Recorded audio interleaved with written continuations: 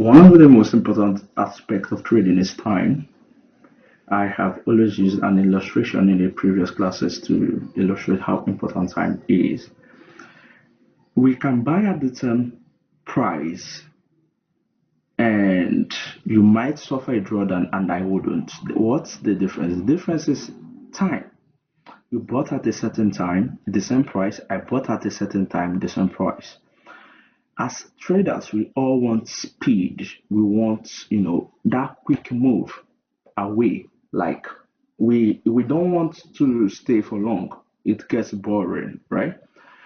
We want an immediate speed away from our entry. It is done with respect to time. At the right time, price reverses. At the right time, price reverses. They have the accumulation time, which happens mostly at the Asian section, manipulation and distribution time. Now, this time you're seeing right here, it's very, very important. These are the Q zones. Most importantly, whichever model you're trading and you want to incorporate it with time, you have to trade it in these time windows. Make sure you backtest it. Don't believe my words. Go into your chart and backtest it. Now, it's not like you have to implement time to be profitable. Nope. You can be profitable even without time. But why time? Because this makes you precise and you understand when you are going into the chart and why and what you are expecting to see.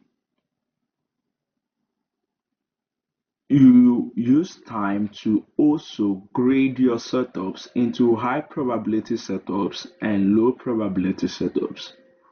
Remember that time is totally useless if we are not in a key level, and key levels are totally useless to me if the right time is not there. Meaning that those key levels, I expect them to be taken at a certain time of the day, and I am expecting SMT at a certain time of the day, which are the time I've just given you right now. Can you be profitable without time? Yes. What are then the importance of time? Speed. Those are the importance of time, speed, and manipulation. You want to get avoided from the hector scepter of, hit and run. Like they take you out on break even or they take you out and then they go your direction. You want to avoid those things. Time is the important piece of advice. You just want to go back and backtest these time zones and check out your model inside these time windows. This is also for those who will maybe be working. You can choose any of these time zones and be trading them as your model. Let's look at the common mistakes you might be making as a trader. Common mistakes and the fixes. First of all, I've told you guys about the high probability order blocks, high probability fair value gaps. Fair value gaps created with an order block that stopped at liquidity. We want to sweep liquidity into a key zone for those PDRAs to be high probability. Note, must be off a high time frame key level, high and lows included. When do we expect this setup or where? The previous day highs and lows, the previous week highs and lows, higher time frame key level, range high or range low. You can't expect your setups there.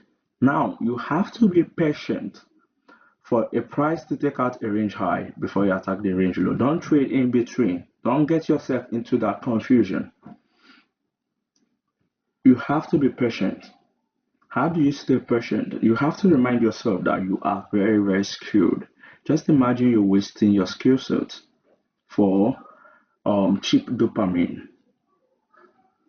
You are knowledgeable, but you are in front of yourself. You are the reason why you're not succeeding. Why don't you be patient? A reminder, even after you've blown your account, the market remains there. So why don't you be patient and wait for your setup to occur? Why do your setups fail and when they fail? Um, Trading blindly without logic. That's you don't have a key level, you don't have a drawn liquidity, you're just trading market maker, market structure break blindly. Then a false breakout and you marry your bias. I have always said respect the invalidation point, respect it. By respecting it, you understand where your setup has failed and be done for the day. Be done. Another mistakes most of you make is euphoria. After a series of win, you might think you can never lose again. And maybe when you incur a loss, you are fighting so hard to get it back. And then you see yourself giving back everything you've made all this while. You have to take this step by step, one step at a time, one setup at a time. That's the way you go about it. That's how you trade. So, these common mistakes can be fixed by being self aware of your mistakes, being self aware of the triggers. Monitor yourself. What triggers this? You stop it. You journal day by day. You notice yourself. You get better. Now, another common mistakes most of you make in Torah soup is trying to short every highs and try to long every lows. We are longing or shorten highs and lows that are formed at a specific time frame, at a specific time, or right above or below a key level, that's a PDRA. You are not shorting random highs and lows. It has to be a higher time frame, highs and lows, if you want it to be a high probability one. And you have to incorporate it with a PD array. So don't go in shorting all the highs and lows trying to catch a Toro soup. Another mistakes most people make is trying to catch the bottom and trying to catch the top in a bearish market. You should be catching the tops in a bearish market and you should be catching the bottoms in a bullish market, not the other way around. Another common mistakes most of you make is being hopeful when you should be fearful and being fearful when you should be hopeful. A lot of you feel comfortable adding to losing positions, but you want to freak out when you are in a winning position.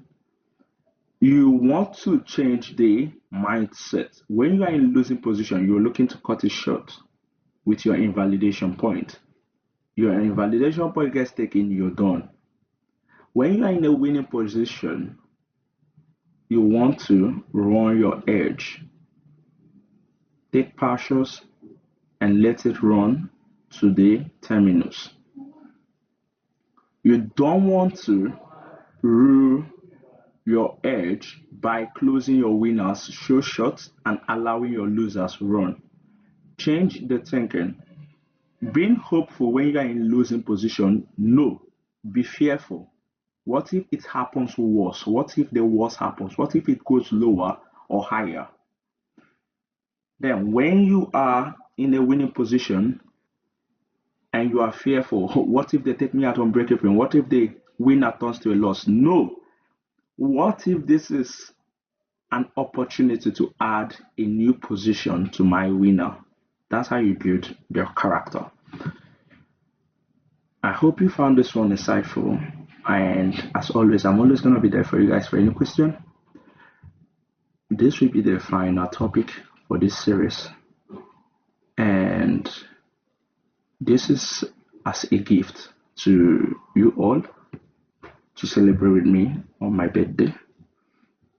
I appreciate the support you all have showed me. And I count you guys as my family. If you can pick out just one thing from everything I've taught, you have found success. Trading is not easy, but I believe in all of you. You can do this. You can. You will. It's not gonna be easy, it's gonna be hard, but you have to stick your grind to the floor and grind. Stick those heels to the floor and grind. I I wish you all success, and I hope I impact you with these videos. And be safe. Good luck and good trading.